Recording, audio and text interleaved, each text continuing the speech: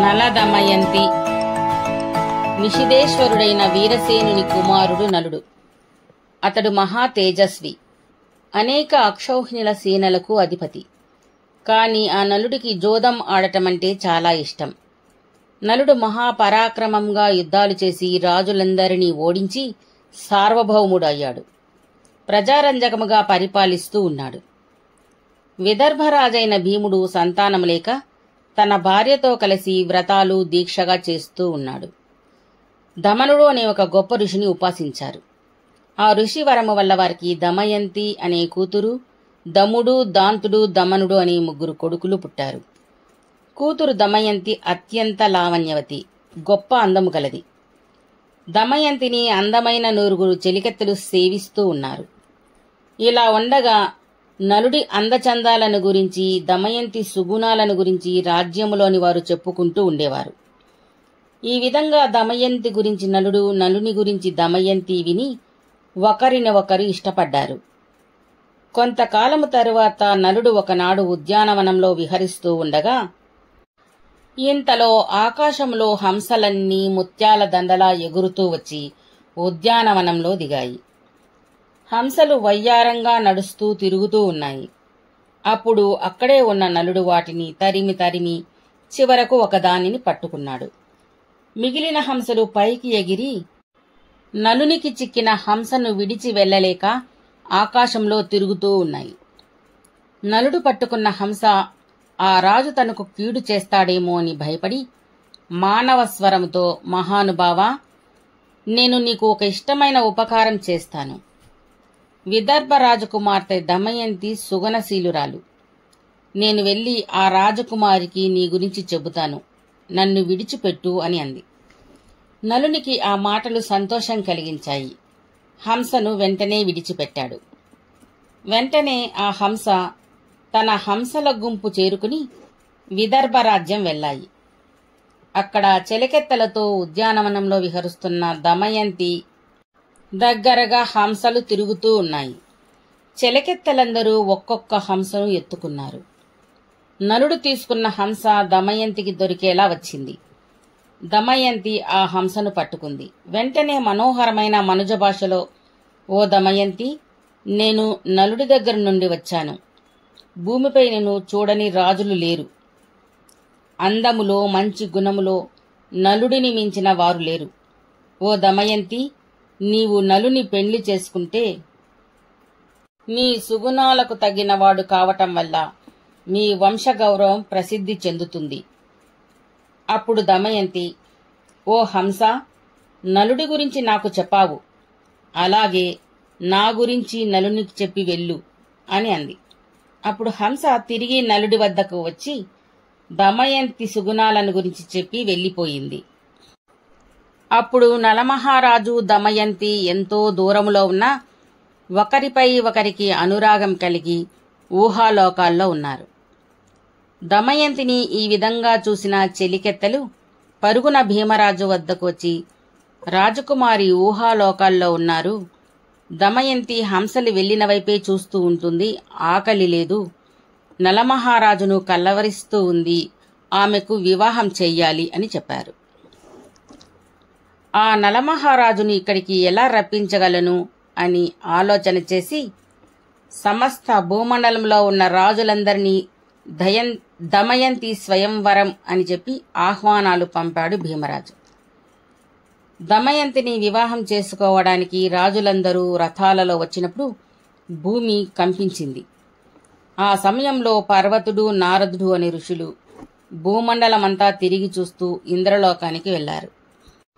ఇంద్రుడు వారిని పూజించి భూలోక విశేషాలు ఏమిటి అని అడిగాడు. రాజులు ఎవరూ యుద్ధాలు చేయడం లేదా? వీరమరణం పొంది ఎవరూ స్వర్గం రావడం లేదు అన్నారు.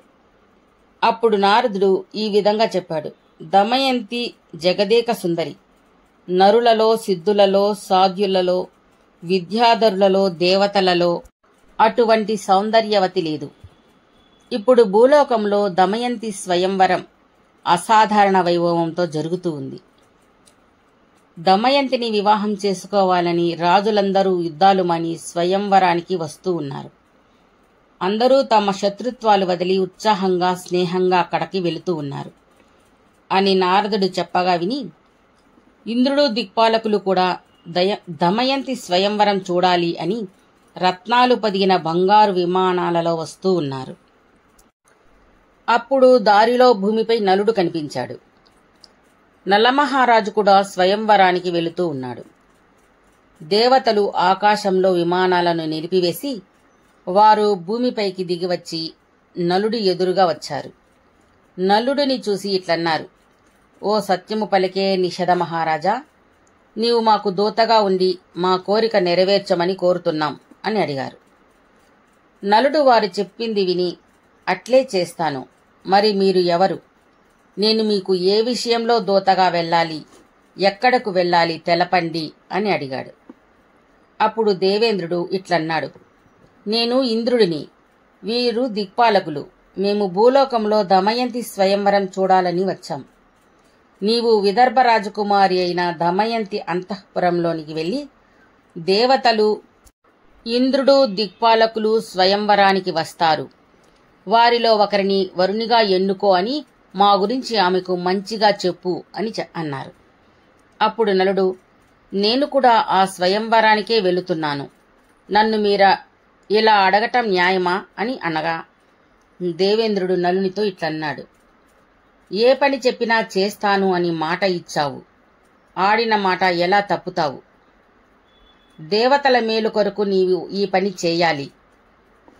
ఆయుధాలు ధరించిన భటులు కాపాడుతున్న రాజుగారి అంతఃపురంలోనికి ఎలా ప్రవేశించగలను అని అనుమానించకు. మా మహిమ వల్ల నీవు ఎవరికీ కనిపించవు. దమయంతి మందిరములోకి వెళుతున్న నిన్ను ఎవరూ ఆపలేరు అని ఇంద్రుడు చెప్పగా వెంటనే నలుడు విదర్భ రాజధానికి వెళ్లి ఒక్కడే దమయంతి మందిరములోకి ప్రవేశించాడు. అప్పుడు నలుడు దమయంతిని తొలిసారిగా చూశాడు. ఆ హంస చెప్పిన దానికన్నా ఈ సుందరి సౌందర్యముగా చాలా గొప్పగా ఉంది. 100 మంది సౌందర్యరాశులు ఆమెకు సేవ చేస్తూ ఉన్నారు. నలుడిని చూసిన అక్కడ స్త్రీలు అదిరిపడ్డారు. ఈ అపూర్వ మానవుడు ఎవరు, ఎక్కడి నుంచి వచ్చాడు అని ఆశ్చర్యపడి లేచి నిలబడ్డారు అందరూ. దమయంతి లేచి వచ్చింది. దివ్యసుందర విగ్రహుడైన నలునితో సిగ్గును విడి జంకు గొంకులు లేకుండా మెల్లని మెత్తని పలుకులతో ఇట్లన్నది, నీవు మహానుభావుడిలా కనిపిస్తున్నావు. నీవు ఎవరివి? ఎక్కడి నుండి వచ్చావు? ఏ కారణంగా వచ్చావు? ఈ అంతఃపురం చంద్రశాసనుడైన మా తండ్రి గారి చేత సురక్షితం. మరి నీవు ఎవరికీ కనపడకుండా ఇక్కడికి ఎలా రాగలిగావు? నీవు వచ్చిన విషయం తెలుపుము అని దమయంతి అడగగా నలుడు ఇట్లన్నాడు, ఓ లలనామణి, నేను దేవతల దూతను. నా పేరు నలుడు. ఇంద్రుడు, అగ్ని, యముడు, వరుణుడు నీ స్వయంవరం చూడటానికే వచ్చారు. వారిలో ఒకరిని నీవు స్వయంవరంలో భర్తగా ఎంచుకోమని చెప్పమని నన్ను పంపారు. దేవతల మహిమ వల్ల నేను అంతఃపురంలోకి రాగలిగాను. నీవు ఆ దేవతలను సంతోషపెట్టుము. అప్పుడు దమయంతి, హంస చెప్పిన నాటి నుంచి నలుడిని తప్ప వేరొకరిని నేను ప్రేమించలేను. అటువంటి నలుడే ఇప్పుడు ఎదురుగా ఉన్నాడు అనుకుని అతని మాటలకు మిక్కులి దుఃఖిస్తూ ఇట్లన్నది, మానవ మాతృరాలినైన నేనెక్కడ? దేవతలైన ఇంద్రాదులు ఎక్కడ? నేను వారికి సదా నమస్కరిస్తాను. హంస చెప్పినప్పటి నుండి నిన్నే వివాహం చేసుకోవాలని అనుకున్నాను. నేను నీ సొత్తును. ఈ స్వయంవరం నీవు రావడానికే అందరి రాజులను కూడా పిలవవలసి వచ్చినది. నీవు వీలు కాదు అంటే ఊరిపోసుకొనో, విషం త్రాగో, నిప్పులోకి దూకో, నీటిలో పడో ప్రాణాలు విడుస్తాను అని చెప్పిన దమయంతితో నలుడు ఇట్లన్నాడు, ఓ దమయంతి, సకల లోక పాలకులు, ఐశ్వర్యవంతులు, దివ్య తేజస్సుతో వెలుగుతున్నవారు నిన్ను వరిస్తూ ఉంటే మానవ మాతృడిని, జనన మరణాలు కల మానవుడిని నేను. అదియును కాక దేవతలకు అప్రియం కలగజేసిన వారు అష్టకష్టాల పాలవుతారు. కావున ఓ యువతి, నీవు వారిలో ఒకరిని స్వీకరించి నన్ను రక్షించుము అని నలుడు చెప్పగా దమయంతి చాలాసేపు ఆలోచించి నలుడితో కీడులేని ఒక ఉపాయం ఉన్నది. ఇంద్రుడు, దిక్పాలకులు నా స్వయంవరానికి వస్తే నేను వారి సమక్షంలోని నిన్ను భర్తగా ఎంచుకుంటాను. అప్పుడు నీపై ఏ తప్పు ఉండదు కదా అంది. అప్పుడు నలుడు దిక్పాలకుల వద్దకు వెళ్లి దమయంతి నిర్ణయం తెలిపాడు. ఆ తరువాత ఒక మంచి రోజు దమయంతి స్వయంవరం జరిగింది. అప్పుడు నలుడిని తప్ప వేరొకరిని వరించదా ఈ దమయంతి చూస్తామనుకుని దిక్పాలకులు నలుగురు నలుడి రూపం ధరించి స్వయంవరానికి వచ్చారు. అంతటా పద్మాల వంటి కన్నులు గల దమయంతి 2 చేతులతో తెల్లని పూలదండను పట్టుకుని వచ్చింది. తలెత్తి వచ్చిన రాజులందరినీ ఒకసారి చూసింది. కాని అక్కడ 5 నలుడి రూపములో కనిపించారు. అప్పుడు ఆమె వారిలో నలుడు ఎవరో అని సంశయించింది. ఓ దేవతలారా, నాకు నలుడిని ఎన్నుకొనేలా చేయండి అని మనసులో దీనంగా ప్రార్థించింది. దేవతలు దమయంతి ప్రార్థనకు కరుణించి రెప్పలు కదల్చకుండా చెమటలు పట్టని దేహాలతో నేలపై కాళ్లు ఆంచగా కనిపించారు.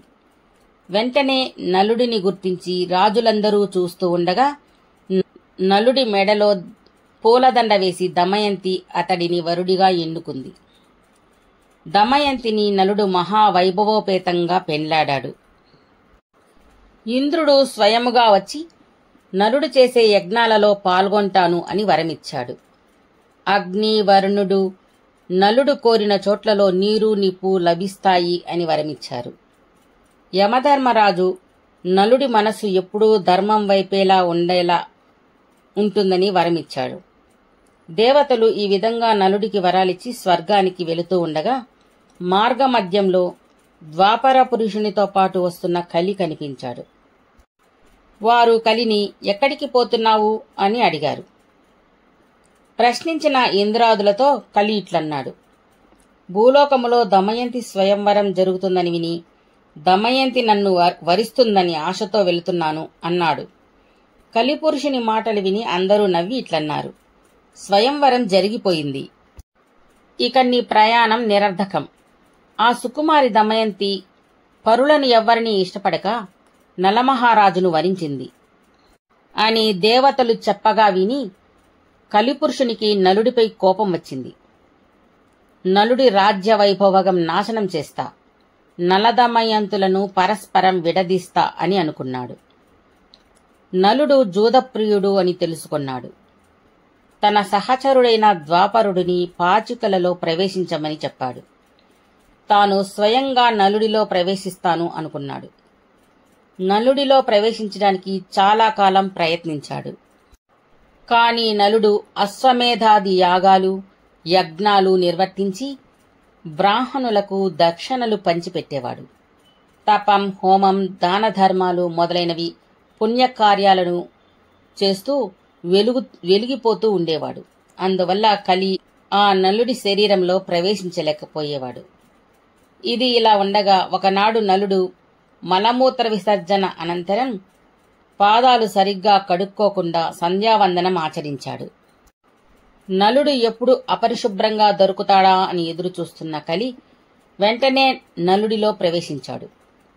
తరువాత కలి పుష్కరుడినే రాజు వద్దకు వెళ్లి నేను కలిని అని పరిచయం చేసుకుని నలుడితో జూదమాడి అతని రాజ్యాన్ని గెలుచుకోవచ్చు అని అతడిని ప్రోత్సహించాడు. పుష్కరుడు అందుకు సమ్మతించాడు. కలి బ్రాహ్మణ వేషం ధరించి పాచికలు పట్టుకుని పుష్కరుడితో పాటు నలుని వద్దకు పోయి జూదమాడటానికి రమ్మని పిలిచారు. జూదమాడటానికి జూదరులు పిలిచినప్పుడు జూదమాడుకుండుట అధర్మమని జూదమాడటానికి ఒప్పుకున్నాడు నలుడు. వెంటనే నలుడు జూదం ఆడటం మొదలుపెట్టాడు. ఆప్తులు వారిస్తున్నా తనకున్న ధనం అంతటినీ పణంగా పెట్టి కలి ప్రభావం వల్ల ఎవరి మాట వినక వస్తువాహనాలు ఒక్కొక్కటిగా ఓడిపోతూ ఉన్నాడు. కలి ప్రభావం వల్ల నలుడు ఎవరి మాట వినలేదు. అప్పుడు దమయంతి మిక్కిలి దుఃఖించి పాచికలు పుష్కరుని మాట వింటున్నాయి, నలుడికి ఓటమి తప్పదు అని భావించి ముందే భర్త అనుమతి తీసుకుని వార్ష్ణేయుడు అనే సారథిని పిలిచి ఈ రథంపై నా కుమారుడు ఇంద్రసేనుని, నా కుమార్తె అయిన ఇంద్రసేనను వెంటనే విదర్భ తీసుకుని వెళ్లి అక్కడ నా బంధువుల దగ్గర దిగపెట్టి వేగంగా తిరిగి రమ్ము అని పంపింది. ఇక్కడ జూదంలో పుష్కరుడికి తన రాజ్యం ఓడిపోయి ఇచ్చేశాడు నలుడు. అన్నింటినీ పోగొట్టుకుని నలుడు పరితపించాడు. దమయంతిని వెంట పెట్టుకుని రాజధాని నుండి బయటకు వచ్చాడు. నలుడు పురం వెలుపల 3 దినాలు నివసించాడు. కలి ప్రభావం చేత పుష్కరుడికి భయపడి పౌరులెవ్వరూ నలుడి దగ్గరకు వెళ్లలేదు. ఆ ఊరిలో ఆహారం లేక నీరు మాత్రమే తీసుకుని దమయంతి నలుడు ఆ పట్టణ సమీపంలో ఉన్నారు. ఇద్దరూ మాత్రమే ఉన్న ఆ సమయంలో వారి ముందు బంగారు రెక్కల గల పక్షులు విహరిస్తూ కనిపించాయి. నలుడు ఆకలి బాధ తాళలేక ఆ పక్షులను పట్టుకుంటే ఆహారంగా ఉపయోగపడతాయి అని ఆలోచించి వాటిని పట్టుకోవడం కోసం తాను కట్టుకున్న వస్త్రాన్ని తీసి వాటిపై విసిరాడు. ఆ పక్షులు నలుడు విసిరిన వస్త్రాన్ని పట్టుకుని ఆకాశంలోకి ఎగిరి నవ్వుతూ ఇట్లన్నాయి: ఓ నలమహారాజా, నీ సంపద, నీ రాజ్యం పోవటానికి మోసగించిన పాచికలం మేము. పక్షుల రూపం ధరించి నిన్ను మోసగించి నీవు కట్టిన బట్టలు కూడా తీసుకుని వెళుతున్నాం అని పక్షులు ఎగిరిపోయాయి. పక్షుల మాటకు నలుడు ఆశ్చర్యపోయాడు. ఈ పాచికల వల్ల మోసపోయాను అని తలపోసి కట్టుకోవడానికి బట్టలు లేక దమయంతి చీర చివరి భాగంతో నడుముకు చుట్టుకున్నాడు. ఒకే చీర ఆ ఇద్దరూ ధరించి ఒకరి మొకార్లు ఒకరు చూసుకున్నారు, బాధపడ్డారు. అప్పుడు నలుడు దమయంతికి ఆ అడవిలో త్రోవలు చూపుతూ, ఇది దక్షిణాపాదం దారి, ఇది విదర్భ దారి, ఇది కోసల దేశ దారి, ఇది ఉజ్జయినికి వెళ్లే దారి. ఈ దారులలో ఎటు వెళితే మంచిది? ఓ దమయంతి, నాతో ఈ అడవులలో కష్టాలు పడలేవు. మీ పుట్టింటికి వెళ్ళు, సంతోషంగా ఉండు అన్నాడు. నలుడి మాటలు విని దుఃఖం చేత కంపించే కంఠస్వరంతో దమయంతి ఇట్లన్నది: ఇద్దరము విదర్భకు వెళదాం, సుఖంగా ఉందాం. క్రూర మృగాలు గల ఈ భయంకర అడవిలో కష్టాలు ఎందుకు అంది. అప్పుడు నలుడు తల వంచుకుని, దమయంతి, ఇంతకు ముందు నేను సమస్త సంపదలతో విదర్భకు వచ్చి బంధువులకు ఎంతో ఆనందం కలిగించాను. ఇప్పుడు అన్నీ పోగొట్టుకుని పరమ దరిద్రుడనై అక్కడికి ఎలా పోగలను? నా మొగం ఎలా చెల్లుతుంది? అని అన్న నలుడితో దమయంతి, అన్ని రోగాలలోకి గొప్ప రోగం దుఃఖం. ఏ రోగమొచ్చినా భార్యాభర్త కలిసి ఉండాలి. ఇద్దరం కలిసి ఉంటే కష్టాలు ఏవీ కనిపించవు. నన్ను విడవకు, నేను నీతో రావడానికి అనుమతించమని దమయంతి నలుడిని ప్రార్థించింది. అప్పుడు నలుడు, నీవు నాకు ప్రాణ సమానం, నిన్ను ఎందుకు విడిచి వెళతాను, భయపడకు అని దమయంతిని ఓదార్చాడు. అలా అడవిలో వెళుతూ ఒకచోట ఎత్తైన మంటపాన్ని చూశారు. ఆ మంటపంలో దుమ్ము ధూళి నిండి ఉంది. ఆ నేలపై పడుకున్నారు. నలుడు కనులు మూసుకుని పడుకున్నాడు, అయినా నిద్ర పట్టలేదు. లేచి చూశాడు. ఆ దుమ్ము ధూళిలో అలసిపోయి పడుకున్న దమయంతిని చూసి, పట్టుపరుపులపై పడుకొని 100 మంది చెలికత్తెలు పాదాలు ఒత్తుతూ సేవలు చేస్తూ ఉంటే మహారాణిలా ఉండాల్సినది. అంతా దైవఘటన. ఈమె నాకు భార్య అయి ఇట్లు కష్టాలు పడుతున్నది అని మిక్కిలి దుఃఖించాడు. దమయంతి, ఈ అడవులలో ఇలా బాధపడటం నేను చూడలేను. ఎక్కడికైనా వెళతాను. నేను కనిపించకపోతే విధి లేక పుట్టింటికి వెళుతుంది, అక్కడ సుఖంగా ఉంటుంది అనుకుని మెల్లగా దమయంతికి మెలకువ రాకుండా ఆమె చీరలో సగం చించి నడుముకు కట్టుకుని ముందుకు వెళ్లాడు. దమయంతిని వదలలేక తిరిగి వచ్చాడు. కలి ప్రభావం వల్ల చివరకు మనసు రాయి చేసుకుని దయ లేకుండా ఆమెను అడవిలో వదిలి వెళ్లిపోయాడు. దమయంతి నిద్ర నుండి మేల్కొని భర్త కనిపించక తన చీర సగం చించపడి ఉండటం చూసి భయంతో దుఃఖంతో అడవిలో నలమూలలా చూస్తూ, ఓ నలమహారాజా, ఎన్నడూ ధర్మం తప్పనివాడివి, సత్యసంధుడివి, నిన్ను వీడను, భయపడుకు అని మాట ఇచ్చి మరచి పొదలలో దాగినావా? నాకు కనిపించు. నేను ఎక్కడికి పోగలను? ఈ భయంకరమైన అడవిలో నిన్ను ఎలా కలుసుకోను అని పక్షుల అరుపులకు ఉలికి ఉలికి పడుతుంది. ఎండవేడికి పులులు ఎలుగుబంట్లకు దొరకకుండా భయపడుతూ పొదలను జరుపుకుంటూ ముళ్లను ఏరుకుంటూ క్రింద పడుతూ లేస్తూ అలా వణికిపోతూ తిరుగుతూ ఉండగా ఒక కొండ చిలువ దమయంతిని చుట్టుకుని కదలనీయలేదు. అప్పుడు ఓ నలమహారాజా, నన్ను కాపాడు అని బిగ్గరగా కేకలు వేస్తూ ఏడుస్తూ ఉంది. ఆ సమయంలో అక్కడికి దూరంలో ఒక కిరాతకుడు తిరుగుతూ ఉన్నాడు. దమయంతి అరుపులు విని వేగంగా అక్కడికి వచ్చి చురకత్తి తీసుకుని కొండ చిలువను ముక్కలు ముక్కలు చేశాడు. దమయంతి భయపడింది. ఆ కిరాతకుడు ఆమెను ఓదార్చి ఆమెకు పండ్లు ఇచ్చాడు. ఆమె అవి తిన్న తరువాత, నీవు ఎవరి దానవు? ఈ అడవిలోకి ఒంటరిగా ఎందుకొచ్చావు అని తీయని మాటలతో ఆమె సమాచారం తెలుసుకున్నాడు. తరువాత చంద్రబింబం వలె అందముగా ఉన్న ఆమెను కామించి, నీకు ఎవ్వరూ లేరు, నా మాట విని నాతో ఉండమని బలవంతం చేశాడు. దమయంతికి ఆ కిరాతకుడిపై కోపం వచ్చింది. నేను పతివ్రతని అయితే నాతో ఇటువంటి మాటలు మాట్లాడిన ఈ దుష్ట కిరాతకుడు ఇప్పుడు ఇక్కడికిక్కడే మరణించుగాక అని శపించింది. వెంటనే ఆ కిరాతకుడు చెట్టు కూలినట్లు కూలి మరణించాడు. దమయంతి అక్కడ ఉన్న చెట్లతో, నలుడిని చూసారా? ఓ పున్నాగ వృక్షమా, ఓ తిలక వృక్షమా, ఓ చందన వృక్షమా, ఓ అశోక వృక్షమా, ఓ వకుల వృక్షమా, ఓ విభీతక వృక్షమా అంటూ పేరు పేరున చెట్లను పిలుస్తూ నలుడిని చూసారా అని అడుగుతూ ఉంది. పూర్వజన్మ పాపమా లేక దేవతల శాపమా అని వాపోతూ ఉంది. అలా రాత్రి గడిచిపోయింది. తెల్లవారగానే అక్కడ ఉన్న బ్రాహ్మణ శ్రేష్ఠులతో కలిసి ప్రయాణించి చేది దేశ రాజధాని చేరింది. జనంలో కలిసి రాజమార్గం వైపు వెళుతూ ఉంది. మేడపై నుంచి రాజమాత ఆమెను చూసింది. మసకబారిన చందమామలా ఉన్న దమయంతి రాజమాతకు కనిపించింది. రాజమాత తన దాదితో ఇట్లంది, అటు చూడు, చినిగిపోయి మాసిపోయి దుమ్ము కొట్టుకుని ఉన్న ఆమెను చూశావా? పిచ్చిదాని వేషం వేసుకున్న లక్ష్మీదేవిలా ఉంది. నాకు ఆమెపై ప్రీతి కలుగుతుంది. నీవు పోయి ఆమెను పిలుచుకునిరా అంది. దాది వెళ్లి దమయంతిని వెంట తీసుకుని రాజమాత వద్దకు వచ్చింది. రాజమాత దమయంతితో, ఎవరు నీవు? విచారంగా ఉన్నావు ఎందుకు అని ప్రశ్నించింది. దమయంతి, నా పతి వీరుడు జూదమాడి రాజ్యం కోల్పోయి అడవికి వెళ్లవలసి వచ్చింది. నేను నీడవలే పతిని వెన్నంటి వెళ్లాను. విధి వక్రించడం చేత మైమరిచి నిద్రపోతున్న నన్ను నా భర్త వదిలి వెళ్లాడు.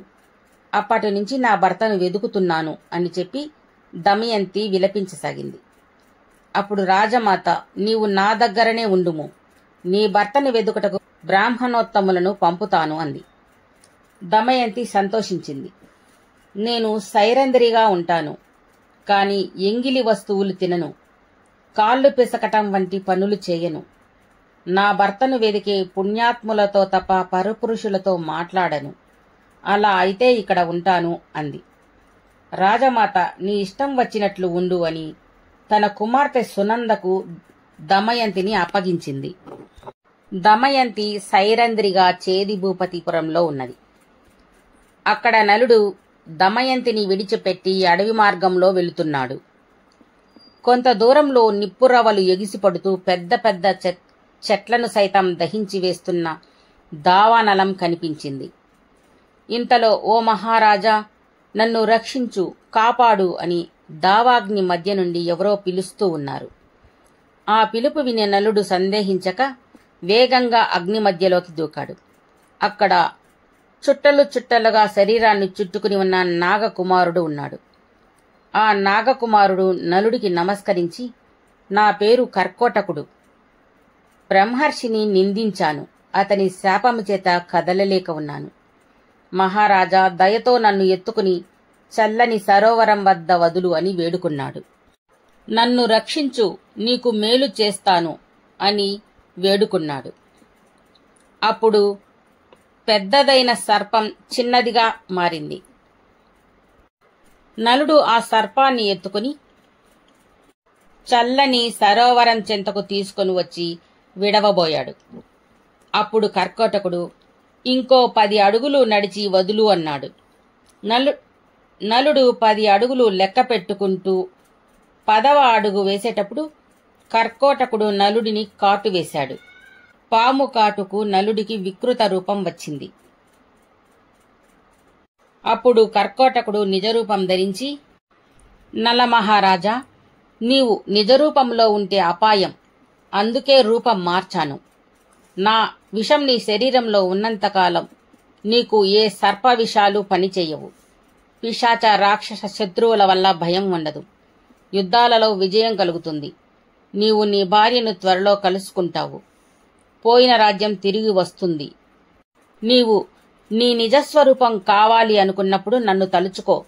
నీ దగ్గరకు ఈ వస్త్రం వస్తుంది. దీనిని నీవు కప్పుకున్నతో నీ నిజస్వరూపం వస్తుంది అని వరం ఇచ్చి ఇట్లన్నాడు. ఋతుపర్ణుడు అనే రాజు ఇక్ష్వాకు వంశం వాడు, సుప్రసిద్ధుడు. నీ చేత కొలవదగినవాడు. నీవు అతనిని సేవిస్తూ ఉండుము. నీకు వచ్చిన అశ్వహృదయము అనే విద్యను ఆ రాజుకు నేర్పి, ఆ రాజుకు వచ్చిన అక్షహృదయము అనే విద్యను నువ్వు నేర్చుకో. బాహుకుడు అనే పేరుతో రథసారథిగా ఉండు అని హితవు చెప్పి కర్కోటకుడు మాయమయ్యాడు. నలుడు అయోధ్య నగరానికి వెళ్లి ఋతుపర్ణుడిని దర్శించి, నా పేరు బాహుకుడు, అశ్వశిక్షణలో నేర్పుగలవాడిని, పాకశాస్త్రం శిల్ప విద్య నిష్ణాతుడిని. నేను మీ వద్ద పనిచేయాలని వచ్చాను అని చెప్పాడు. ఋతుపర్ణుడు, నా దగ్గర ఉన్న రథాశ్వాల వేగం పెంచు అని చెప్పాడు. నలుడు అతడి కొలువులో చేరాడు. దుష్ట గుర్రాలను లొంగదీసేవాడు. రౌతులకు స్వారీ చేయటం నేర్పేవాడు. రుచికరమైన ఆహార పదార్థాలు వండి వడ్డించేవాడు. అక్కడ ఉన్న వార్ష్ణేయుడు, జీవలుడు నలుడికి సహాయం చేసేవారు. నలుడు ఈ విధంగా అజ్ఞాతవాసం చేశాడు. ఒకరోజు దమయంతి, ఎక్కడ ఉన్నావు? ఎవరైనా పట్టుకెళ్లారా? క్రూర జంతువులు తినేశాయా? నీ తల్లిదండ్రుల దగ్గరకు వెళ్లి క్షేమంగా ఉన్నావా అని నిద్రలో కలవరిస్తున్న బాహుకుని జీవల్లుడు చూసి, పొట్టి చేతులు, వంకరటింకర దేహము, చూడటానికే భయంకరంగా ఉండే ఇతనికి ప్రేమ నిద్రలో కలవరించటమా?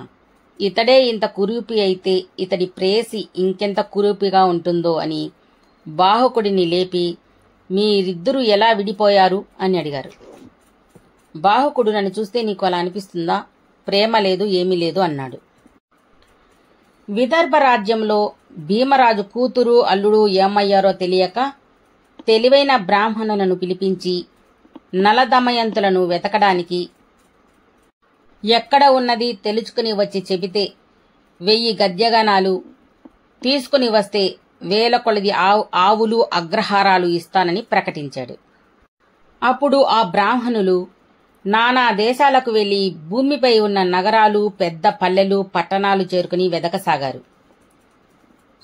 సుదేవుడు అనే బ్రాహ్మణుడు చేదిరాజు సుబాహుని రాజధానికి చేరుకుని బ్రాహ్మణులతో కలిసి రాజమందిరం అంతఃపురంలోకి వెళ్లాడు. అక్కడ సునందతో కలిసి ఉన్న దమయంతిని చూశాడు. ఆమె కనుబొమల మధ్య ఉన్న పుట్టుమచ్చను చూసి ఈమె దమయంతి అని గుర్తించాడు.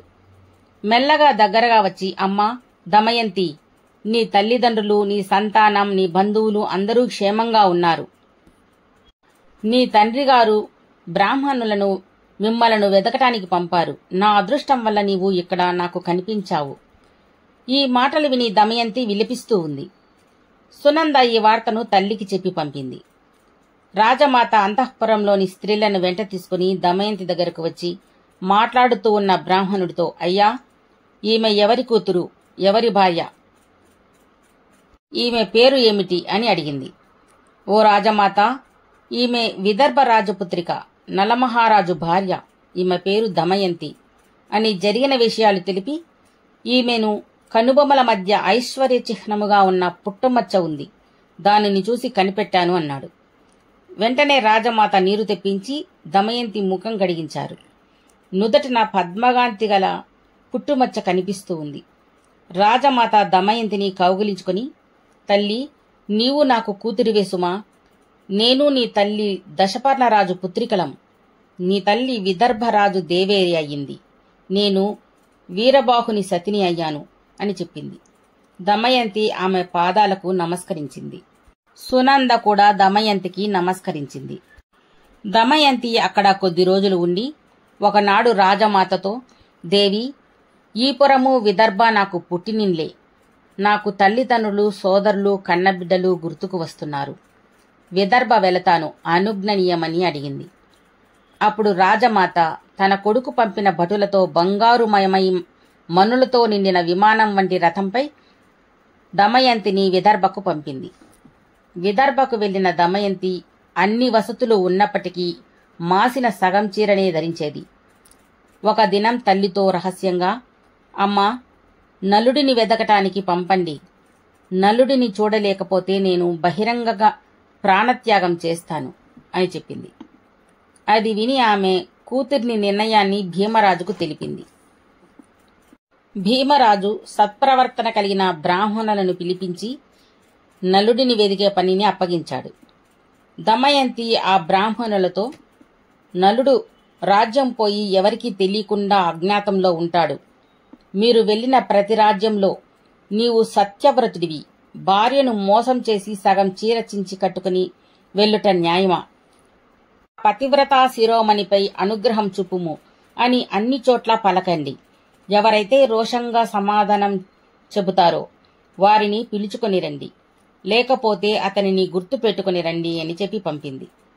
అందరూ వెళ్లి ఎక్కడా నలుడు కానరక తిరిగి వచ్చారు. కాని వారిలో పర్ణాదుడు అనే విప్రుడు దమయంతితో, అమ్మా, అయోధ్యకు వెళ్లి ఋతుపర్ణుడి సభలో మీరు చెప్పినట్లే చెప్పాను. ఒక కురూపి పొట్టి చేతులవాడు ఋతుపర్ణుడి వద్ద పనిచేసే ఒక సేవకుడు, బాహకుడు, గుర్రాల శిక్షకుడు నన్ను రహస్యంగా కలుసుకుని, మగనిలో తప్పు ఉంటే ఓర్చుకునే భార్య ఎప్పటికైనా భర్త నుండి కోరిన సుఖం పొందుతుంది అని చెప్పి తను ఉండే చోటికి వెళ్లాడు అని చెప్పాడు.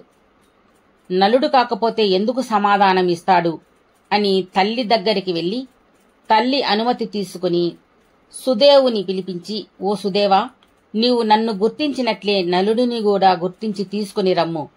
నీవు అయోధ్యకు వెళ్లి విదేశ విప్రుని వలె ఋతుపర్ణుని దర్శించుము.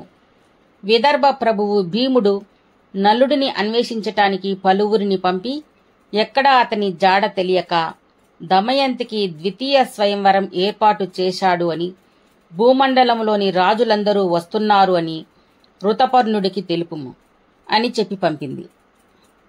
అంతటా సుదేవుడు అయోధ్య చేరి ఋతుపర్ణుడిని దర్శించి దమయంతి ద్వితీయ స్వయంవరం మరునాడు జరుగుతుందని చెప్పాడు. ఋతుపర్ణుడు బాహుకుడిని పిలిచి, నాకు దమయంతి స్వయంవరం చూడాలని ఉంది. ఒక రోజులో నన్ను విదర్భ తీసుకుని వెళ్ళాలి అన్నాడు. బాహుకుడు సరేనని చెప్పి మనసులో పరితపించాడు. అడవిలో వదిలినందుకు కోపంగా ఉంది. అందుకే రెండవ స్వయంవరానికి ఒప్పుకుందా? ఏమి చేసినా వనితలు ప్రేమిస్తారు అని నమ్మే పురుషులు అవివేకులు. కాని దమయంతి పతివ్రతా తిలకం. నా పట్ల అనురాగం, బిడ్డలు ఉన్నారు. ఆమె ఈ విధంగా రెండవ స్వయంవరం ఎలా చేసుకుంటుంది? ఋతుపర్ణుడితో కలిసి వెళ్లి అన్ని విషయాలు తెలుసుకుంటాను అనుకున్నాడు. వార్ష్ణేయుడు నలుడి రథాన్ని, గుర్రాలను అయోధ్యకు తెచ్చాడు. అవి వాయు మనోవేగం గల గుర్రాలు. ఋతుపర్ణుడు రథాన్ని ఎక్కుతూ ఉండగా ఆ గుర్రాలు కొంచెం కిందికి వంగాయి. ఋతుపర్ణుడు ఈ గుర్రాలు మార్చమని చెప్పాడు. అప్పుడు బాహుకుడు, ఈ గుర్రాలు ప్రొద్దు కుంకే లోపలే విదర్భ చేరుస్తాయి అన్నాడు. ప్రొద్దు కుంకే లోపలే విదర్భ చేరగలిగితే నీవు కోరినది ఇస్తాను అని చెప్పాడు బాహుకునితో. వార్ష్ణేయునితో కలిసి ఋతుపర్ణుడు వెళుతూ ఉన్నాడు. క్షణాల్లో ఎంతో దూరం ప్రయాణిస్తున్న రథాన్ని చూసి ఋతుపర్ణుడు, ఇది సూర్యరథమా? నడుపుతున్నది బాహుకుడేనా అని ఆశ్చర్యపోయాడు. వార్ష్ణేయుడు కూడా మనస్సులో, శాలిహోత్ర మునీంద్రుడా, మాతలియా లేక నలుడా? వీరికి తప్ప ఎవరికీ సాధ్యం. నలుడిలాగే ఉన్నాడు, కాని ఆకారం అలా లేదు అని అనుకుంటూ ఉండగా ఋతుపర్ణుడి ఉత్తరీయం నేలపై జారిపడింది. బాహుక, రథమాపు, వార్ష్ణేయుడు నా ఉత్తరీయం తెస్తాడు అన్నాడు. అంతటా బాహుకుడు, మహారాజా, నీ ఉత్తరీయం ఇప్పుడు ఒక ఆమడ దూరంలో ఉంది అని చెప్పాడు. వాయు వేగంగా అలా ప్రయాణించి దేశాలను దాటుకుంటూ వెళుతూ ఉంది. ఒకచోట దారిలో ఒక పెద్ద విభీతక వృక్షం, దానిని తాండ్ర చెట్టు అని కూడా అంటారు, దట్టమైన ఆకులు, లెక్కలేనన్ని కొమ్మలు, రెమ్మలతో, పండ్లతో కనిపించింది. అప్పుడు ఋతుపర్ణుడు బాహుకునితో, ఈ విభీతక వృక్షం చూసి ఆకులు, కొమ్మలు, రెమ్మలు, పండ్లు ఎన్నెన్ని ఉన్నాయో చెప్పగలను అని అన్నాడు. అన్నీ ఎన్నెన్ని ఉన్నాయో వివరంగా చెప్పాడు. అప్పుడు బాహుకుడు, లెక్క పెడితేగాని నిజమని తెలియదు అని ఆ వృక్షాన్ని పడత్రోసి లెక్క పెట్టగా ఋతుపర్ణుడు చెప్పిన సంఖ్య సరిగ్గా సరిపోయింది. బాహుకుడు ఋతుపర్ణుడి విద్యకు ఆశ్చర్యపోయి ఆ విద్య తనకు నేర్పమని కోరాడు. అంత ఋతుపర్ణుడు, ఇది అక్షహృదయం, దీనిని నేర్చుకున్న వారు సంఖ్యావేత్తలవుతారు, పాపాలు, దుర్గుణాలు, విషాల నుండి విముక్తి పొందుతారు అని బాహుకునికి అక్షహృదయం నేర్పాడు. అక్షహృదయం విద్య మహిమ వల్ల నలునిలో ఉన్న కలిపురుషుడు కర్కోటకుని విషాన్ని క్రక్కుతూ నలుడి శరీరం నుండి బయటకు వచ్చి అతనికి నమస్కరించి గజగజ వణుకుతూ తన గురించి చెప్పుకున్నాడు. కలిపురుషుని చూసి నలుడు కోపించి శపించాలనుకున్నాడు. అప్పుడు కలి, నీలో ఉండడం వల్ల కర్కోటకుడి విషం చేత కాలిపోతున్నాను, దయచేసి నా మీద అనుగ్రహించండి. నలుడు, దమయంతి అని తలుచుకోగానే వారికి దూరంగా ఉంటాను అని ప్రార్థించాడు. నలుడు కలిని విడిచేశాడు. కలి వెంటనే విభీతక వృక్షానిలోకి ప్రవేశించాడు. ఇప్పుడు నలుడికి వికృత రూపం తప్ప కలి ప్రభావం వెళ్లిపోయింది. రథం విదర్భ చేరింది. భీమరాజు అనుమతితో రథం నగరంలోకి ప్రవేశించింది. రథం చేసే శబ్దం విన్న దమయంతి నలుడు వచ్చాడు అని సంతోషించింది. భీమరాజు ఋతుపర్ణుడికి పెద్ద మేడను విడిదిగా ఏర్పాటు చేశారు. ఋతుపర్ణుడికి స్వయంవరం హడావిడి ఏమీ కనిపించలేదు. అప్పుడు దమయంతి, ఋతుపర్ణుడితో పాటు వార్ష్ణేయుడు వచ్చాడు, ఈ బాహుకుడు ఎవరు అని దమయంతి కేసిని అనే దాసిని పంపి బాహుకుడి వివరాలు తెలుసుకుని రమ్మని చెప్పింది. కేసిని బాహుకుని దగ్గరికి వెళ్లి, అయ్యా, దమయంతిని యోగక్షేమాలు తెలుసుకుని రమ్మంది, నన్ను పంపించింది. బాహుకుడు, దమయంతికి 2వ స్వయంవరం ఏర్పాటు చేశారు కదా, నేను ఋతుపర్ణుడి సారథిని, 1 దినంలో వచ్చాను అన్నాడు. మీతో వచ్చిన ఆ వ్యక్తి ఎవరు అంది. వార్ష్ణేయుడు, నలుడి సారథి. వార్ష్ణేయుడికి నలుని గురించి ఏమన్నా తెలుసుంటుంది కదా అంది.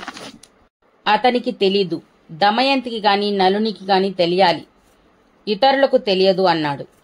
కేసిని ఇట్లన్నది, కనికరం లేకుండా అడవిలో అర్ధాంగిని వదిలి వెళ్లాడు నలుడు. దమయంతి ఇప్పటికీ ఆనాటి సగం చీరనే ధరించి శరీరంపై దుమ్ము ధూళితో మలినమై ఉన్నది.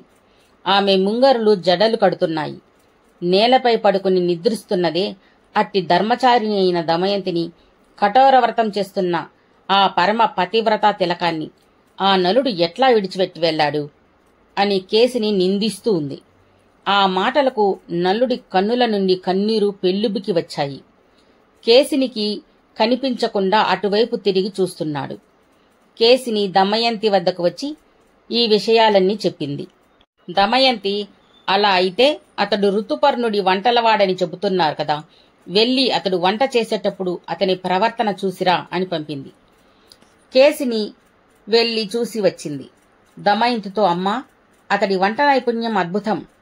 గడ్డిని పిడికిలతో పీకి వీచితే నిప్పు పుట్టింది. కట్టెలు లేకుండానే వంట పూర్తయ్యే వరకు మంట వెలుగుతూనే ఉంది. వంటకు నీరు తలుచుకోగానే నీరు పుడుతూ ఉంది. ఎన్ని బిందెలో నీళ్లు తీసుకున్నా తరగటం లేదు. వాడిన పువ్వులు సైతం అతడు పట్టుకోగానే సువాసనలు వెదజల్లుతున్నాయి. కేసిని తెచ్చిన ఆ సమాచారం విని నలుడి దగ్గర నుంచి తెచ్చిన వంటలు తిని, ఈ వంటలు నలుడి వంటలలాగానే ఉంది అనుకుని బాహుకుడి వద్దకు కేసినితో పాటు కొడుకును కూతురుని ఇచ్చి పంపింది. బిడ్డలను చూసిన నలుడు కన్నీరు కారుతుండగా కొడుకుని కూతురుని ఎత్తుకున్నాడు. ఇదంతా చూస్తూ ఉన్న కేసినితో, వీరిద్దరూ నా పిల్లలంతే ఉన్నారు, అందుకే అలా ప్రవర్తించాను. కేసిని, నీవు ఇక మీదట నా వద్దకు రావద్దు, ఎవరైనా ఏమైనా అనుకుంటారు అని కసిరాడు. కేసిని తిరిగి వచ్చి దమయంతికి జరిగిన సంగతి వివరించింది. దమయంతి తల్లి వద్దకు వెళ్లి, సందేహమే లేదు, బాహుకుడు నిషాదరాజు నలుడే అని చెప్పింది. ఆమె తల్లి భీమరాజుకు విషయం తెలిపి, భీమరాజు అనుమతితో దమయంతి దగ్గరకు బాహుకుడిని రప్పించింది. నలుడు అక్కడకు వచ్చి దీనమైన ముఖంతో, మాసి కుంగిన దేహంతో ఉన్న దమయంతిని చూశాడు. నలుని దేహం వికారంగా కనిపించినప్పటికీ భర్తతో ఇట్లన్నది: అడవిలో నిద్రపోతున్న దానిని, బలహీనురాలైన ఆడదానిని, భార్యని, వెంట వచ్చిన దానిని, అగ్నిసాక్షిగా పెండ్లి చేసుకున్న మంచి ప్రవర్తన కలిగిన దానిని, దేవతలను కాదని నలుడిని చేసుకున్న దానిని, సంతానవతిని ఎన్నటికీ విడిచిపెట్టను, భయపడకు అని నాతో చెప్పాడు కదా, ఎలా మరచిపోయాడో అని ఆమె కన్నీరు కారుస్తూ విలపించింది. ఆ దృశ్యాన్ని చూచి నలుడు దమయంతితో ఇట్లన్నాడు: నన్ను కలి ఆవహించటం వల్ల బుద్ధి చెడి కష్టాల పాలు కావలసి వచ్చింది. ఇప్పుడు కలి నన్ను విడిచి వెళ్లిపోయాడు. నేను ఇక్కడకు వచ్చింది నీ విషయం తెలుసుకోవడానికే. నేను నీపై ప్రేమగలవాడిని, సహధర్మచారిని. నన్ను విస్మరించి పరపురుషునితో స్వయంవరం చేసుకోవడానికి కుల స్త్రీకి ధర్మం కాదు. రాజులందరినీ ఆహ్వానించటం వల్లనే కదా ఋతుపర్ణుడు విదర్భకు వచ్చాడు అని నలుడు అధిక్షేపించగా, భయపడి దమయంతి నలునికి నమస్కరించి ఇట్లన్నది: రాజా, నిన్ను వెదకటానికి పంపిన పర్ణాదుడనే బ్రాహ్మణుడు నిన్ను గుర్తించాడు. వెంటనే నిన్ను ఇక్కడికి రప్పించటానికి సుదేవుడు అనే బ్రాహ్మణుని ద్వారా 2వ స్వయంవరం అని ఋతుపర్ణుడికి మాత్రమే ఈ వార్తను పంపాను. ఒక్క రోజులో అయోధ్య నుండి విదర్భకు నరులలో నలుడికి తప్ప ఇతరులకు సాధ్యం కాదు. నేను పాపపు తలుపులు, చెడు కోరికలు ఉన్నట్లయితే ఈ దిక్పాలకులు నన్ను చంపివేయరా అంటూ ఉండగా, వాయువు అందరూ వినేటట్లు ఆకాశం నుండి నలునితో ఇట్లన్నాడు: ఓ నలమహారాజా, నిర్మలమైన ప్రవర్తన కలదానిని, పతివ్రత శిరోమణి, సూర్యుడు చంద్రుడు నేను కలిసి 3 సంవత్సరములు ఈమెను కాపాడాము. ఈమెను స్వీకరించుము అని వాయుదేవుడి ప్రకటన చేశాడు. తరువాత దేవతలు పూర్ణవాన కురిపించారు. దేవదుందువులు మ్రోగాయి. వాయుదేవుడు దివ్య సౌరభాలు వెదజల్లుతూ వీచాడు. అప్పుడు నలుడు అమితమైన సంతోషంతో కర్కోటకుడిని స్మరించాడు. అతడు ఇచ్చిన దివ్య వస్త్రం మీద ధరించగానే పూర్వరూపం వచ్చింది. నలదమయంతులు, బంధువులు అందరూ సంతోషించారు. దమయంతి తండ్రి భీముడు నగరంలోని దేవాలయాలలో అష్టశోభనాలు, ప్రత్యేక పూజలు జరిపించాడు. అప్పుడు ఋతుపర్ణుడు నలుడి వద్దకు వచ్చి, నీవు ఎవరో తెలియక సేవలు చేయించాను, క్షమించమని అడిగాడు. తరువాత నలుడి వద్ద నుండి అశ్వహృదయం నేర్చుకుని అయోధ్య వెళ్లాడు. నలుడు 1 నెల విదర్భలో ఉండి దమయంతిని అక్కడే ఉంచి, రథం, 16 ఏనుగులు, 50 గుర్రాలు, 600 మంది సైనికులు తీసుకుని నిషద వెళ్లి పుష్కరుని కలిసి ఇట్లన్నాడు: ఓ పుష్కర మహారాజా, నీకు జూదమాడటం ఇష్టమైతే నేను దమయంతిని పణంగా పెట్టి నీతో జూదమాడటానికి సిద్ధంగా ఉన్నాను. నీవు నీ రాజ్యాన్ని పణంగా పెట్టి నాతో జూదమాడు. లేదా రాజ్యం వీరభోజ్యం కాబట్టి నీవు నేను రథాలను అధిరోహించి గొప్ప వీరయుద్ధం చేద్దాం. యుద్ధంలో గెలిచిన వాడిదే ఈ సమస్త భూరాజ్యం. జూదమాడటమా యుద్ధం చేయటమా నిర్ణయించుకో అన్నాడు. జూదమాడి దమయంతిని గెలుచుకోవాలని ఆశపడి పుష్కరుడు మనం జూదమాడుదామన్నాడు. జూదంలో పుష్కరుడు ఓడిపోయాడు. విదర్భ నుండి దమయంతి భర్త నలుని వద్దకు వచ్చింది. నలుడు పుష్కరుడితో, కలి ప్రభావం వల్ల ఆనాడు నీవు గెలిచావు. గర్వంతో విర్రగివేయవద్దు. నీవు నా పినతండ్రి కుమారుడివి కావున నిన్ను నేను విడిచివేస్తున్నాను, పొమ్ము అని తరిమివేశాడు. తరువాత నలుడు యజ్ఞయాగాలు చేశాడు. దేవేంద్ర వైభవంతో భూమండలాన్ని ఏకఛత్రాధిపతిగా పరిపాలించాడు.